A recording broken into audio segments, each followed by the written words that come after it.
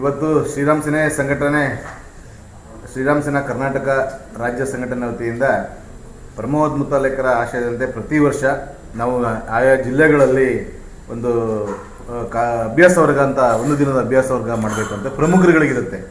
ಆ ವಿಚಾರ ನಿಮಿತ್ತವಾಗಿ ಇವತ್ತು ನಮ್ಮ ರಾಜ್ಯ ಕಾರ್ಯಾಧ್ಯಕ್ಷರಂತ ಶ್ರೀಯುತ ಸುಂದರೇಶ್ ಗೌಡ ನರ್ಗಲ್ ಇವರು ಬೆಂಗಳೂರಿಂದ ಬಂದಿದ್ದಾರೆ ಈ ಒಂದು ಕಾರ್ಯಕ್ರಮನ ನಡೆಸೋದಕ್ಕೋಸ್ಕರ. ಹಾಗೆ ಧರ್ಮನಾಯಕ್ ಹಾಸನ ಜಿಲ್ಲಾಧ್ಯಕ್ಷರು, ಹಾಗೆ ಪ್ರತಿಮಾ ಹಾಸನ್ ದುರ್ಗಸೇನಾ ಜಿಲ್ಲಾಧ್ಯಕ್ಷರು, ಜನಾಕಿರ ಹೇಮಂತ್ ಶ್ರೀರಾಮ್ ಸೇನೆ ರಾಜ್ಯ ಸಹ ಕಾರ್ಯದರ್ಶಿ ದಕ್ಷಿಣ ಪ್ರಾಂತ, ಜಗದೀಶ್ ತಾಲೂಕು ಅಧ್ಯಕ್ಷರು, ಹಾಗೆ ಮಹೇಶ್ ಬಾಗಲಕೋಟೆ ಜಿಲ್ಲಾ ಕಾರ್ಯದರ್ಶಿಗಳು, ಅಮಿತ್ ಜಿಲ್ಲಾ ಪ್ರಮುಖರು ಅರಕಲಗೂಡು, ಅರುಣ್ ಅರಕಲಗೂಡು ಉಪಾಧ್ಯಕ್ಷರು, ಗಿರೀಶ್ ಸೋಷಿಯಲ್ ಮೀಡಿಯಾ ಅಧ್ಯಕ್ಷರು ಮತ್ತು ದರ್ಶನ್ ನಗರ ಅಧ್ಯಕ್ಷರು ಹಾಸನ್. ಇವತ್ತು ಈ ಪತ್ರಿಕಾಗೋಷ್ಠಿ ವಿಚಾರಗಳು ನಮ್ಮ ರಾಜ್ಯ ಕಾರ್ಯಾಧ್ಯಕ್ಷರ ಶ್ರೀಯುತ ಸುಂದರೇಶ್ ಗೌಡ ನರ್ಗಲ್ ಅವರು ಈ ಪತ್ರಿಕಾಗೋಷ್ಠಿ ತಗೊಂತಾರೆ. ಈಗೇನು ಶ್ರೀರಾಮ ಸೇನೆ ಸಂಘಟನೆ ಸುಮಾರು 21 ವರ್ಷಗಳಿಂದ ನಿರಂತರವಾಗಿ ರಾಜ್ಯದಲ್ಲಿ ಹೋರಾಟ ಮಾಡ್ಕೊಂಡು ಬರ್ತಾ ಇದೆ. ತಮ್ಮೆಲ್ಲರಿಗೂ ಗೊತ್ತಿರುವ ಹಾಗೆ ಪ್ರಮೋದ್ ಮುತಾಲಿಕ್ ಜಿಯವರ ಒಂದು ಹಿಂದುತ್ವದ ಕಟ್ಟರ್ ಹಿಂದುತ್ವದ ಸಂಘಟನೆ ಅಂತಕ್ಕಂಥ ಒಂದು ಹೆಸರನ್ನು ಪಡ್ಕೊಂಡು ಬಂದಂಥದ್ದು. ಪ್ರತಿ ತಿಂಗಳಿಗೆ ಜಿಲ್ಲಾ ಅಭ್ಯಾಸ ವರ್ಗ ಅಂತಕ್ಕಂಥದ್ದು, ಜಿಲ್ಲಾ ಬೈಠಕನ್ನು ತಗೊಳ್ಬೇಕಂತಕ್ಕಂಥದ್ದನ್ನು ಈಗಾಗಲೇ ರಾಜ್ಯ ಕಮಿಟಿ ನಿರ್ಣಯ ಮಾಡಿತ್ತು. ಅದರಂತೆ ಇವತ್ತು ಹಾಸನ ಜಿಲ್ಲೆಯ ಜಿಲ್ಲಾ ಬೈಠಕನ್ನು ಹಮ್ಮಿಕೊಂಡಿದ್ದೀವಿ. ಈ ಬೈಠಕಿನ ವಿಶೇಷ ಏನಂದರೆ ಅಕ್ರಮ ನುಸುಳುಕೋರ ಬಾಂಗ್ಲಾದವರ ವಿರುದ್ಧ ಹೋರಾಟ ಮಾಡುವಂಥದ್ದು ಮತ್ತು ಗೋಹಂತಕರ ಹಾವಳಿ ಇತ್ತೀಚೆಗಂತೂ ಗೋಹಂತಕರಿಗೆ ಭಯನೇ ಇಲ್ಲದಂತಾಗಿದೆ. ಯಾವುದೇ ಪೊಲೀಸ್ ಅಧಿಕಾರಿಗಳಾಗಿರ್ಬೋದು, ಸಂಘಟನೆಗಳದಾಗಿರ್ಬೋದು, ರಾಜಕಾರಣಿಗಳದಾಗಿರ್ಬೋದು, ಯಾವುದೇ ರೀತಿ ಅವರಿಗೆ ಭಯನೇ ಇಲ್ಲದಂತಾಗಿದೆ. ಮನೆಯಲ್ಲಿ ಬಂದು ಗೋಗಳನ್ನು ಕಳ್ತನ ಮಾಡ್ಕೊಂಡು ಹೋಗುವಂಥದ್ದು ಕೂಡ ಪ್ರಾರಂಭ ಆದಂಥದ್ದು. ಮೂರನೇದು ಪ್ರತಿ ತಿಂಗಳು ಈ ಜಿಲ್ಲೆಯಲ್ಲಿ ಒಂದು ಅಭ್ಯಾಸ ವರ್ಗವನ್ನು ಇಟ್ಕೊಳ್ಬೇಕಾಗಿದೆ ಹಿಂದೂ ಕಾರ್ಯಕರ್ತರುಗಳಿಗೆ. ಅಲ್ಲಿರುವಂಥ ಕಾರ್ಯಕರ್ತರನ್ನ ಎಚ್ಚರಿಸಿಕೊಳ್ಳುವಂಥದ್ದು, ಕಾರ್ಯಕರ್ತರಿಗೆ ಹಿಂದುತ್ವದ ಬಗ್ಗೆ ತಿಳುವಳಿಕೆ ಹೇಳುವಂಥದ್ದು, ಈ ರೀತಿ ವಿಚಾರಗಳನ್ನು ಇಟ್ಕೊಂಡು ಇವತ್ತು ನಾವು ಹಾಸನ ಜಿಲ್ಲಾ ಬೈಠಕಿಗೆ ಆಗಮಿಸಿದ್ವಿ. ಮೊದಲನೇದಾಗಿ ಬಾಂಗ್ಲಾದೇಶ ನುಸುಳುಕೋರರವ್ರದ್ದು ಈಗಾಗಲೇ ಎಲ್ಲ ಜಿಲ್ಲೆಗೆ ನಾವು ಬಾಂಗ್ಲಾದ ಭಾಷೆ ಬರುವಂಥ ವ್ಯಕ್ತಿಗಳನ್ನು ನಾವು ನಿಮಿತ್ತವನ್ನು ಮಾಡ್ತಾ ಇದ್ದೀವಿ.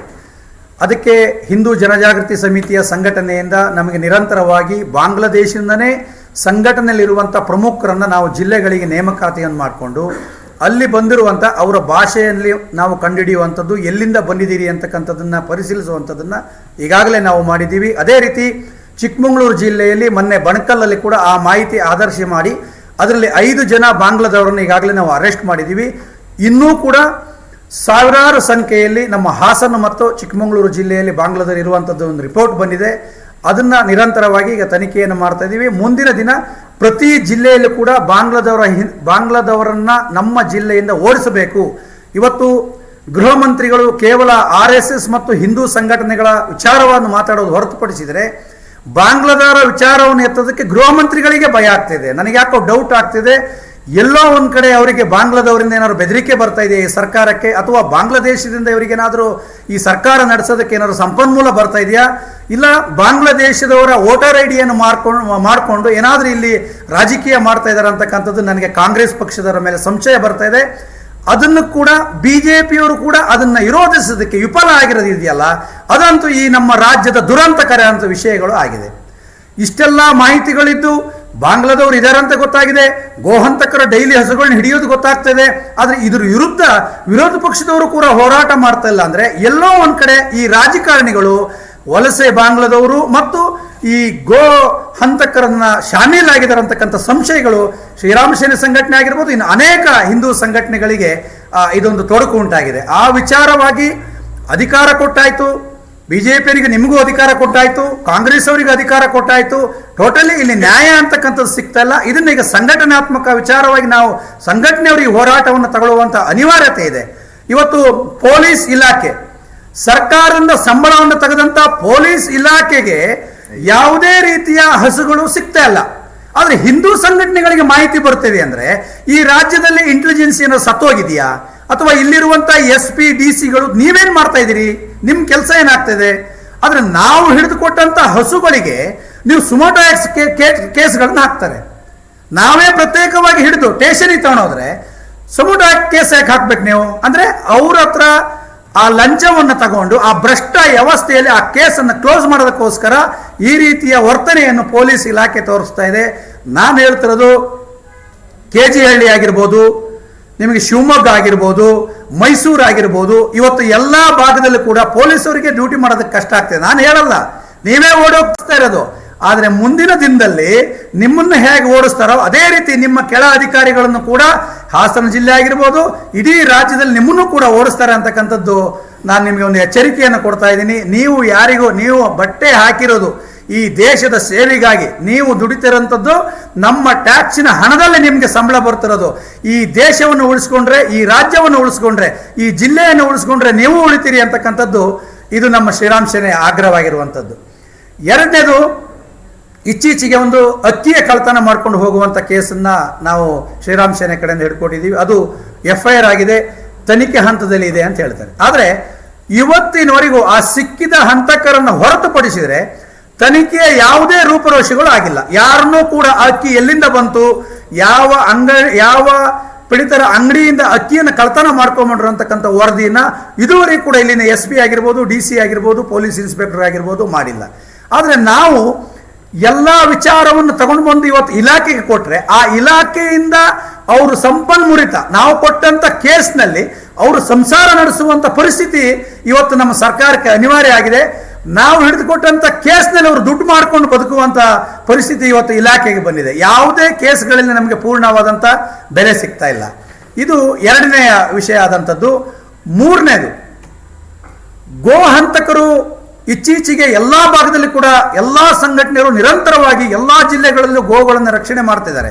ಹಾಗಾಗಿ ಗೋವುಗಳನ್ನು ಸಾಗಿಸೋದು ಬಿಟ್ಟು ಎಸ್ಟೇಟ್ಗಳಲ್ಲಿ ಗೋವುಗಳನ್ನು ಕತ್ತರಿಸಿ ಅದರ ಮಾಂಸವನ್ನು ಸಾಗಾಟನೆ ಮಾಡುತ್ತಿರುವಂಥದ್ದು ಅತಿ ಹೆಚ್ಚಾಗಿ ಹಾಸನ ಜಿಲ್ಲೆ ಅರ್ಕಲ್ಗೂಡಿನಿಂದನೇ ಗೋಮಾಂಸ ಇಡೀ ರಾಜ್ಯಕ್ಕೆ ಸರಬರಾಜು ಆಗ್ತದೆ. ಕೇವಲ ಈ ರಾಜ್ಯ ಅಲ್ಲ, ಕೇರಳಕ್ಕೂ ಕೂಡ ಇವತ್ತು ಮಾಂಸ ಹೋಗುವಂಥದ್ದು ಹಾಸನ ಜಿಲ್ಲೆಯಲ್ಲಿ ನಡೀತಾ ಇದೆ. ಇದು ಎಲ್ಲ ಇಲಾಖೆಗೂ ಗೊತ್ತು, ಪೊಲೀಸ್ ಅವರಿಗೂ ಗೊತ್ತಿದೆ, ರಾಜಕಾರಣಿಗಳಿಗೂ ಗೊತ್ತಿದೆ, MP ಗಳಿಗೂ ಗೊತ್ತಿದೆ, ಎಲ್ಲ ವರ್ಗದವರಿಗೂ ಕೂಡ ಈ ಮಾಹಿತಿಯನ್ನು ಗೊತ್ತಿದೆ. ನಾವು ಈ ವಿಚಾರವಾಗಿ ನಿರಂತರ ಹೋರಾಟ ಮಾಡಿಕೊಂಡು ಮನವಿಯನ್ನು ಕೊಟ್ಟರೆ ನಮ್ಮ ಮನವಿಯನ್ನು ಡಸ್ಟ್ಬಿನ್ ಒಳಗಡೆ ಹಾಕಿ ಇಟ್ಕೊಂಡು ಇವತ್ತು ಅಧಿಕಾರವನ್ನು ನಡೆಸುವಂಥ ಪರಿಸ್ಥಿತಿ ಈ ರಾಜ್ಯ ಸರ್ಕಾರ ಮಾಡ್ತಿರುವಂಥದ್ದು. ಆದರೆ ಒಂದು ವೇಳೆ ನಾವು ಇದನ್ನೆಲ್ಲ ನಿರಂತರವಾಗಿ ನಾವೇ ಸ್ಟ್ರಿಂಗ್ ಮಾಡಿ ಮಾಧ್ಯಮದರ ಮುಖಾಂತರ ನಿಮ್ಮ ಸಹಕಾರದಲ್ಲಿ ನಾವೇನಾದರೂ ಪೊಲೀಸ್ ಇಲಾಖೆ ಕೊಟ್ಟರೆ ಅವರಿಗೊಂದು ದುಡಿಮೆಗೆ ಮಾಡಿಕೊಟ್ಟಂಥ ವಿಚಾರ, ನಾವು ಕೊಟ್ಟದನ್ನ ಅವ್ರು ದುಡಿಮೆ ಮಾಡ್ಕೊಳ್ತಾರೆ. ಇನ್ನು ಯಾವ ರೀತಿ ನಾವು ಹೋರಾಟ ಮಾಡಬೇಕು ಈ ರಾಜ್ಯದಲ್ಲಿ ಅನ್ನೋದು ನೀವೇ ಹೇಳಬೇಕು. ಮಾಧ್ಯಮ ಮಿತ್ರರು ಕೊಟ್ಟಂಥ ವರದಿಯಲ್ಲೂ ಅವರು ಬದುಕು ನಡೆಸ್ತಾ ಇದ್ದಾರೆ, ಸಂಘಟನೆಯಿಂದ ಹಿಡಿದುಕೊಟ್ಟ ಅದರಲ್ಲೂ ಕೂಡ ಅವರು ಜೀವನ ಮಾಡ್ತಾ ಇದ್ದಾರೆ. ಆದರೆ ಈ ರಾಜ್ಯಕ್ಕೆ, ಈ ಜಿಲ್ಲೆಗೆ ನ್ಯಾಯ ಒದಗಿಸಿಕೊಡುವಂಥವ್ರು ಯಾರು? ನ್ಯಾಯ ಒದಗಿಸಿಕೊಡುವಂಥವರೇ ಇವತ್ತು ಅವರ ಅಡಿಯಾಳಾದಾಗ ಸಂಘಟನೆ ಆಗಿರ್ಬೋದು, ಮಾಧ್ಯಮದವರಾಗಿರ್ಬೋದು, ನಾವು ಹೋರಾಟ ಮಾಡೋದಕ್ಕೆ ನಮಗೆ ನಿಜವಾಗ್ಲೂ ಬೆಲೆ ಸಿಗ್ತಾ ಇಲ್ಲ. ಆ ಬೆಲೆ ಸಿಗ್ತಲ್ಲ ಅನ್ನೋ ಉದ್ದೇಶದಿಂದನೇ ಇವತ್ತು ನಾವು ಜಿಲ್ಲಾ ಬೈಠಕನ್ನು ಹಮ್ಮಿಕೊಂಡಿದ್ದೀವಿ. ಮತ್ತು ಆ ಜಿಲ್ಲೆಗೆ ಇನ್ನೇನಾದರೂ ಮುಂದೆ ಈ ರೀತಿ ಮಾಡುವಂಥ ಕಾರ್ಯದಲ್ಲಿ ಅವರು ನಮಗೆ ಸ್ಪಂದಿಸಿಲ್ಲ ಅಂದರೆ ನಾವು ಜಿಲ್ಲೆಗೆ ಬಂದ್ ಕರೆಯನ್ನು ಕೊಡಬೇಕಾಗತ್ತೆ. ಬಂದ್ ಮೂಲಕ ಹೋರಾಟವನ್ನು ಮಾಡ್ಬೇಕಂತಕ್ಕಂಥದ್ದನ್ನು ನಾವು ಶ್ರೀರಾಮ್ ಸೇನೆಯಿಂದ ಈಗ ರಾಜ್ಯ ಕಮಿಟಿಯಲ್ಲಿ ಒಂದು ತಗೊಂಡಿದ್ದೀವಿ. ಇನ್ನು ಮುಂದಿಂದು ಇಲ್ಲಿರುವ ಭ್ರಷ್ಟಾಚಾರ, ಭೂ ಮಾಫಿಯಾ, ದೇವಸ್ಥಾನದ ಜಾಗವನ್ನು ಕೂಡ ಬಿಡ್ತಾ ಇಲ್ಲ. ಸರ್ಕಾರದ ಜಾಗ ಅಂತೇಳಿ ಅಧಿಕೃತ ಇದ್ರೂ ಕೂಡ ಎಲ್ಲ ರಾಜಕಾರಣಿಗಳು ಶಾಮೀಲಾಗಿ ಆ ಭೂಮಿಯ ಹೊಡೆಯುವಂಥ ಒಂದು ಷಡ್ಯಂತ್ರ ನಡೀತಿದೆ. ಅದರ ವಿಚಾರವನ್ನು ಹೇಮಂತ್ ಅವರು ನಿಮಗೆ ತಿಳಿಸ್ಕೊಡ್ತಾರೆ. ಜೈ ಶ್ರೀ. ಆದ್ಮೇಲೆ 30-40 ವರ್ಷದ ಹಿಂದೆ ನಾವು ಕಾಲೇಜಿಗೆ ಬರೋ ಸಂದರ್ಭದಲ್ಲಿ ಗ್ರಾಮ ಪಂಚಾಯತಿ ಇತ್ತಲ್ಲ, ಅಲ್ಲಿ ಈಗ ಓಂ ಶಕ್ತಿ ದೇವಾಲಯ ಅಂತ ಒಂದಾಗಿದೆ, ಹಿಂದೆ ಆಗಿತ್ತು. ಅದಕ್ಕೆ ಮೀಸಲಾಗಿ ಸುಮಾರು ಒಂದು ಅಂಬೇಡ್ಕರ್ ಭವನ ಮತ್ತು ಆಂಜನೇಯ ಸ್ವಾಮಿ ದೇವಸ್ಥಾನ ಅಂತೇಳಿ ಸುಮಾರು 1-1.5 ಎಕರೆ ಜಾಗವನ್ನು ಮೀಸಲಾಗಿ ಇಟ್ಟಿದ್ವಿ ಸುಮಾರು 40 ವರ್ಷದಿಂದನೇ. ಅದಕ್ಕೆಲ್ಲ ಸಂಬಂಧಪಟ್ಟ ಡಾಕ್ಯುಮೆಂಟ್ಸ್ ಎಲ್ಲ ನಾವು ನಗರ ಪ್ರಾಧಿಕಾರ ಕೊಟ್ಟಿದ್ದೀವಿ, ನಗರ ಸಭೆಯನ್ನು ಕೊಟ್ಟಿದ್ದೀವಿ, ಮಹಾನಗರ ಪಾಲಿಕೆ ಕೊಟ್ಟಿದ್ದೀವಿ. ಈ ಏನು ನಗರ ಪಾಲಿಕೆ ಕಮಿಷನರ್ ಇದ್ದಾರೆ ಅವರಿಗೆ ಹಿಂದೆ ಸುಮಾರು ನಿಮ್ಮ ಪತ್ರಿಕೆಯೆಲ್ಲ ವರದಿ ಕೂಡ ಮಾಡಿದಿರಿ, ನಮ್ಮ ಹೋರಾಟಕ್ಕೆ ನೀವು ಕೂಡ ಸ್ಪಂದಿಸಿದ್ದೀರಾ. ಆ ಪತ್ರಿಕೆಗಳಲ್ಲಿ ನಮಗೆ ಆ ಜಾಗದಲ್ಲಿ ಬೇರೆ ಸರ್ವೆ ನಂಬರ್ ಹಾಕ್ಬಿಟ್ಟು ಕೊಡ್ತಾರೆ, ಇದು ಬೇರೆ ಜಾಗ ಇದೆ ಅಂತ ಹೇಳಿ. ಹಾಗಾದ್ರೆ 40 ವರ್ಷದ ಹಿಂದೆ ಅದು ಪಾಣಿ ಬರ್ತಾ ಇತ್ತು, ಅದು ಸಂಬಂಧಪಟ್ಟಂತ ಎಲ್ಲ ಡಾಕ್ಯುಮೆಂಟ್ ಕೂಡ ನಾವು ನಗರ ಪ್ರಾಧಿಕಾರಕ್ಕೆ ಕೊಟ್ಟಿದ್ದೀವಿ, ಮಹಾನಗರ ಪಾಲಿಕೆಗೆ ಕೂಡ ಕೊಟ್ಟಿದ್ದೀವಿ. ಇಲ್ಲಿ ಅಧಿಕಾರಿಗಳು ಇಲ್ಲಿ ಆ ಪೇಪರ್ ಕೊಡಿಲಿ, ಅಲ್ಲಿನ ಅಧಿಕಾರಿಗಳು ಏನ್ ಮಾಡ್ತಾರೆ, ನಾವು ಆ ಸರ್ವೆ ನಂಬರ್ 57/1 ಅಂತ ಹೇಳಿ ಸರ್ವೆ ನಂಬರ್ ಕೊಟ್ಟರೆ ಅವ್ರು 58/2 ಕೊಡ್ತಾರೆ. ಈ ಡಾಕ್ಯುಮೆಂಟ್ ಹಿಂಗಿದೆ ಅಂತೇಳಿ. ಅಲ್ಲಿಗೆ ಅಧಿಕಾರಿಗಳ ದೌರ್ಬಲ್ಯ ಎಷ್ಟು ಖಂಡಿತವಾಗಿದೆ ನಾವು ಯೋಚನೆ ಮಾಡಬೇಕಾಗಿದೆ. ಇವರು ಅಧಿಕಾರಿಗಳು ಈ ಕೆಲಸ ಮಾಡಕ್ ಬಂದಿದಾರ ಅಥವಾ ಇಂಥ ಹಣ ಹೊಡೆದು ಆಸ್ತಿನ ಹೊಡೆದು ಲಪಟಾಯಿಸಿ ಇವರು ಸಂಬಳ ತಗೋತಿದ್ದಾರೆ ಅಂತೇಳಿ ನಾವು ಭಾವಿಸ್ತಾ ಇದ್ದೀವಿ. ಯಾವುದೋ ಜಾಗದ ಖಾತೆ ಇದಕ್ಕೆ ಸೇರಿಸ್ಕೊಡ್ತಾ ಇದ್ದಾರೆ. ನಾವು ಈ ಹಿಂದೆ ಅಂಬೇಡ್ಕರ್ ಭವನ ಮೀಸಲಾಗಿಟ್ಟಿರೋಂಥ ಬೋರ್ಡು ಕೂಡ ಇದೆ, ಸುಮಾರು 40 ವರ್ಷದ್ದು, ನಿನ್ನೆ ಮನೆಯದಲ್ಲ. ಈ ವಿಚಾರ ನಾವು MLA ನಮ್ಮ ಶಾಸಕರು ಕೂಡ ಹೇಳಿದ್ದೀವಿ. ಇಮ್ಮಿಡಿಯೇಟ್ ಶಾಸಕರು ಅದನ್ನು ತೆರವುಗೊಳಿಸ್ತೀವಿ ಅಂತ ಹೇಳಿದ್ದಾರೆ. ಹೇಳಿ ಸುಮಾರು 15-20 ದಿನ ಆಯ್ತು, ಇದುವರೆಗೂ ಕೂಡ ತೆರವುಗೊಳಿಸ್ತಾ ಇಲ್ಲ. ಹಾಗಾದರೆ ನಾವು ಶಾಸಕರಿಗೆ ಈ ಮುಖಾಂತರ ನಾವು ಮನವಿ ಮಾಡ್ತಾ ಇದ್ದೀವಿ. ಶಾಸಕರೇ, ಇಲ್ಲಿರ್ತಕ್ಕಂಥ ಜಾಗವನ್ನು ಉಳಿಸೋದು ಶ್ರೀರಾಮ್ ಸೇನೆ ಕರ್ತವ್ಯ ಆಗಿದೆ. ಅಲ್ಲಿ ಸ್ಥಳೀಯ ಮುಖಂಡರುಗಳು, ಸ್ಥಳೀಯ ನಾಯಕರುಗಳು, ನಮ್ಮ ಸ್ಥಳೀಯ ಕಾರ್ಯಕರ್ತರ ಜೊತೆಗೂಡಿ ನೀವು ಅಕಸ್ಮಾತ್ ಉಳಿಸಿಲ್ಲ ಅಂತಂದ್ರೆ ನಾವು ಶ್ರೀರಾಮ್ ಸೇನೆ ಕಾರ್ಯಕರ್ತರು ಅಲ್ಲಿ ತೆರವನ್ನು ಮಾಡಬೇಕಾಗತ್ತೆ ಅಂತ ಈ ಸಂದರ್ಭದಲ್ಲಿ ಹೇಳ್ತಾ ಇದ್ದೀವಿ. ಅಲ್ಲೇನಾರ ಒಂದು ವೇಳೆ ಶಾಂತಿ ಭಂಗ ಏನಾರ ಆನಂದ ಸಂದರ್ಭದಲ್ಲಿ ಇದಕ್ಕೆಲ್ಲ ನೀವೇ ಸಂಪೂರ್ಣವಾಗಿ ಶಾಸಕರೇ ಹೊಣೆಗಾರರಾಗಿರ್ತೀರಂತ ಈ ಸಂದರ್ಭದಲ್ಲಿ ನಾನು ಹೇಳಕ್ಕೆ ಇಷ್ಟಪಡ್ತಾ ಇದ್ದೀನಿ. ಹಾಗೆ ಭೂ ಮಾಫಿಯಾ ಇವತ್ತು ಲವ್ ಜಿಹಾದ್ ಮಾಫಿಯಾ ಅಂತ ಹಿಂದೆ ನಾವೆಲ್ಲ ಶ್ರೀ ಪ್ರಮೋದ್ ಮುತಾಲಿಕರು ಇಡೀ ರಾಜ್ಯದ ದೇಶಾದ್ಯಂತ ಲವ್ ಜಿಹಾದ್ ಹೇಳ್ತಾ ಇದ್ವಿ. ಈಗ ಜಿಹಾದ್ ಮಾಫಿಯಾ ಬಂದಿದೆ. ಈಗ ಲ್ಯಾಂಡ್ ಮಾಫಿಯಾ. ಮುಸಲ್ಮಾನರು ಯಾವುದೋ ರಾಜ್ಯದಿಂದ ಬಂದು, ಕೇರಳದಿಂದ ಬಂದು ಸಾಕಷ್ಟು ಭೂಮಿಗಳನ್ನ ಈಗಾಗಲೇ ನಮ್ಮ ಸಕಲೇಶ್ಪುರ, ಈ ಕಡೆ ಹಾಸನ, ಈ ಕಡೆ ಬೇಲೂರು, ಈ ಕಡೆ ಅರ್ಕಲಗೋಡು, ಈ ಕಡೆ ಎಲ್ಲ ಜಾಗಗಳು ಖರೀದಿ ಮಾಡ್ತಾ ಇದ್ದಾರೆ. ಅಲ್ಲಿ ಲ್ಯಾಂಡ್ ಜಿಹಾದ್ ನಡೀತಾ ಇದೆ. ಈಗಾಗಲೇ ಅಲ್ಲಿ ರೆಸಾರ್ಟ್ ಮತ್ತೆ ಬೇರೆ ಬೇರೆ ವ್ಯವಹಾರಗಳನ್ನ ಮಾಡೋದಕ್ಕೆ ಅಂತೇಳಿ ಈಗಾಗಲೇ ಮುಸಲ್ಮಾನ್ ಜಿಹಾದಿಗಳು ಸ್ವಲ್ಪ ಜನ ಇಲ್ಲಿ ಬಂದು ಆಸ್ತಿಗಳನ್ನ ತೆಗೆದಿದ್ದಾರೆ. ದಯವಿಟ್ಟು ಜಿಲ್ಲಾಧಿಕಾರಿಗಳೇ ನಾವು ಇಲ್ಲಿ ಮನವಿ ಮಾಡ್ತಾ ಇದೀವಿ, ಯಾವುದೇ ಒಬ್ಬ ಹೊರ ರಾಜ್ಯದ ಒಬ್ಬ ವ್ಯಕ್ತಿ ಬಂದು ಇಲ್ಲಿ ಲ್ಯಾಂಡ್ ಖರೀದಿ ಮಾಡ್ತಾ ಅನ್ನೋದು ಲ್ಯಾಂಡ್ ಜಿಹಾದ್ ಆಗ್ತಾ ಇದೆ. ಅದನ್ನ ದಯವಿಟ್ಟು ಪರಿಶೀಲನೆ ಮಾಡಿ ಅದು ಹೇಗೆ, ಏನು, ಇಲ್ಲಿಂದ ಬಂದಿದ್ದಾರೆ ಏನು ಅಂತೇಳಿ ಅದನ್ನ ಮಾಡಬೇಕು ಅಂತ ಈ ಸಂದರ್ಭದಲ್ಲಿ ನಿಮಗೆ ಮಾನ್ಯ ಜಿಲ್ಲಾಧಿಕಾರಿಗಳಿಗೆ ವಿನಂತಿ ಮಾಡ್ತಾ ಇದ್ದೀವಿ. ಎರಡನೇದು, ಈ ಪ್ರಾಪರ್ಟಿಯ ದಾಖಲಾತಿಯನ್ನು ಯಾರು ತೆಗಿತಾ ಇದ್ದಾರೆ, ಯಾರು ಇದರ ವಿರುದ್ಧವಾಗಿ ಹೋರಾಟ ಮಾಡ್ತಾ ಇದ್ದಾರೆ, ಇವರಿಗೆ ಬೆದರಿಕೆ ಹಾಕ್ತಾ ಇದ್ದಾರೆ, ಕೊಲೆ ಬೆದರಿಕೆ ಹಾಕ್ತಾ ಇದ್ದಾರೆ.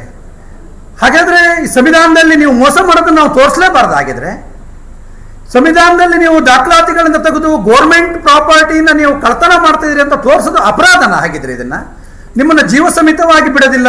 ನೀವು ಯಾವ ರೀತಿ ಹೋರಾಟ ಮಾಡ್ತೀರಿ ಅಂತ ಹೇಳ್ತೀರಲ್ಲ, ನಾನು ಸಂಸದರನ್ನು ಕೇಳ್ತೀನಿ, MLA ಅವ್ರನ್ನು ಕೇಳ್ತೀನಿ. ಇಷ್ಟು ಜನಗಳು, ಲಕ್ಷಾಂತರ ಜನ ನಿಮಗೆ ವೋಟ್ ಹಾಕಿ ಗೆಲ್ಸಿದ್ದು ಕೊಲೆ ಬೆದರಿಕೆ ನಾವು ಹಾಕ್ಸ್ಕೊಳ್ಲಿಕ್ಕ? ಆದ್ರೆ ಸಂಘಟನೆ ಏನಾದ್ರೂ ಇದರಿಂದ ಲಾಭ ತಗೊಳ್ಳೋಕ್ಕೋಸ್ಕರ ನಾವೇನಾದ್ರೂ ಮಾಡ್ತಾ ಇದೀವ? ಸರ್ಕಾರಿಯ ಜಾಗವನ್ನ ಕಬಳಿಸಿ